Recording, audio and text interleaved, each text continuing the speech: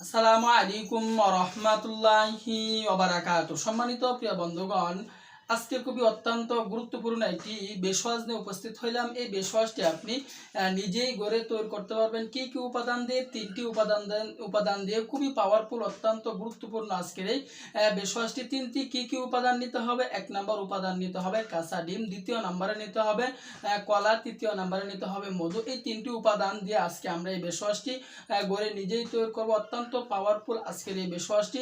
বেশওয়াজটি যদি শুরু থেকে শেষ পর্যন্ত আপনি দেখতে পারেন, আশাবাদী আপনার উপকার হবে।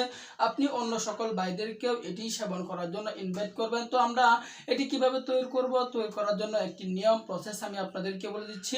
তো সম্মানিত প্রিয় বন্ধুগণ, আল্লাহ পাক রব্বুল আলামিন ন্যাচারাল ভাবে যেহেতু আপনার রোগ হয়ে গেছে, খাদ্যকে কিন্তু আমাদেরকে ওষুধ বানাইতে হবে। আমরা যদি মেডিসিন, তো আমরা যদি কেমিক্যাল সেবন করি, কেমিক্যাল সেবন করলে কিন্তু নিজের জন্য ক্ষতি হবে। যে সমস্যার জন্য আপনি সেবন করবেন, দেখবেন আস্তে আস্তে ওইটা আরও আপনার বড় আকার ধারণ করে ফেলবে।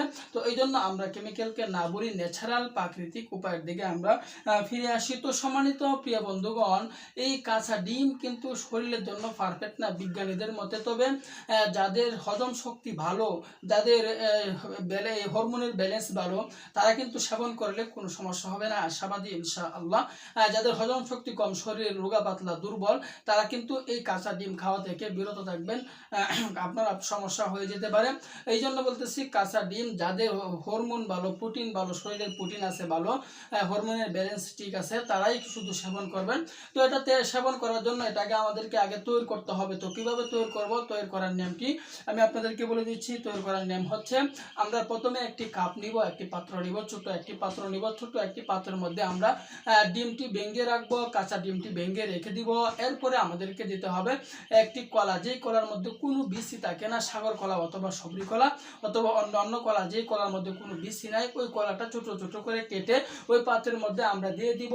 এরপরে আমাদেরকে দিতে হবে 2 চা চামচ পরিমাণে মধু দিতে হবে। মধু কোথায় দিতে হবে? ওই পাত্রের মধ্যে আমরা 2 চা চামচ পরিমাণে মধুটা দিয়ে দিব। যখন আমরা 2 চা চামচ পরিমাণে মধু দিয়ে দিব, দেওয়ার পরে এটাকে ভালো করে মিশিয়ে নিব, ভালো করে মিক্সড করে নিব। যখন ভালো করে মিশিয়ে নিব, মিক্সড করার পরে এটা আমাদের তৈরি হয়ে গেল। এখন কোন নিয়মে সেবন করব, সেবন করার পদ্ধতিটি, সেবন করার নিয়মটি আমি আপনাদেরকে বলে দিচ্ছি। তবে একটি কথা বলে রাখি, যে সকল ভাইরা 2 বছর, 3 বছর, 4 বছর যাবৎ এই সমস্যায় ভুগতেছেন, ছোটোখাটো বেশওয়াজ শরীরে শুট করতেছে না, তাহলে একটি কথা আপনাকে মনে রাখতে হবে, সমস্যা যাদের বেশি, তাদের ছোটোখাটো বেশওয়াজ কখনোই শরীরে শুট করবে না। আপনারা যদি 105 ডিগ্রি 6 ডিগ্রি জ্বর হয়ে যায়, তখন কিন্তু সাধারণ নাফাগুরি কাজ করে না, তাকে ডাক্তারে সাজেস্ট করে অ্যান্টিবায়োটিক সেবন করার জন্য। তো যখন ডাক্তারে অ্যান্টিবায়োটিক সাজেস্ট করে, যখন আপনি কিছুদিন অ্যান্টিবায়োটিক সেবন করেন, তখন আল্লাহর রহমতে আপনি ওই সমস্যা হইতে সমাধান পেয়ে যান। তবে আবারও বলতেছি, যাদের সমস্যা বেশি, তাদের কিন্তু হাই কোয়ালিটির বেশওয়াজ নিয়ে সেবন করতে হবে যদি আপনি উপকার পাইতে চান। যদি আপনি, যেহেতু দুনিয়াতে আল্লাহ পাক হায়াত দিচ্ছেন, জীবন দিচ্ছেন, জীবন থাকতে, হায়াত থাকতে কেন কষ্ট করবেন? এই জন্য চিকিৎসা নেন, পরামর্শ নেন, ডাক্তারের পরামর্শ করেন, জীবন নিজেকে উপভোগ করেন, পরিবারকে উপভোগ করেন, কেন কষ্ট করবেন? অবহেলা ক্ষতির কারণ। আপনি যে অবহেলা করতেছেন, এটা কিন্তু দিন দিনে একদম বড় হয়ে যাচ্ছে। এক সময় দেখবেন আপনার আয়ত্তের বাইরে চলে যাচ্ছে, কল্পনার বাইরে চলে যাচ্ছে। তো সম্মানিত প্রিয় বন্ধুগণ, এটি কোন সময় আমরা সেবন করব? সেবন করার নিয়ম হচ্ছে, আমরা 1 থেকে 1.5 ঘন্টা আগে এটি আমরা, যে বেশওয়াজটি আমরা নিজেরা ঘরে তৈরি করছিলাম, এটি 1 থেকে 1.5 ঘন্টা আগে আমরা সেবন করে ফেলবো। যখন দেখবেন সেবন করার সাথে সাথে আপনার শরীরে অন্যরকম একটা শক্তি চলে আসতেছে, আপনি অন্য সকল ভাইদেরকেও এটি সেবন করার জন্য উৎসাহিত করবেন। তো দেরি না করে আজকে থেকে সেবন করা শুরু করে দেন। দেরি করবেন তো মিস করবেন।